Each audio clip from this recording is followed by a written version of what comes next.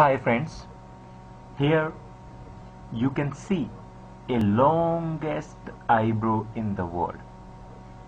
This condition, where a large number of hairs are present between the eyebrows so that it seems to form a long eyebrow, is known as monobrow or unibrow. So you can see a large number of abundant hairs are present in this case, and this condition is normal but sometimes may be associated with some type of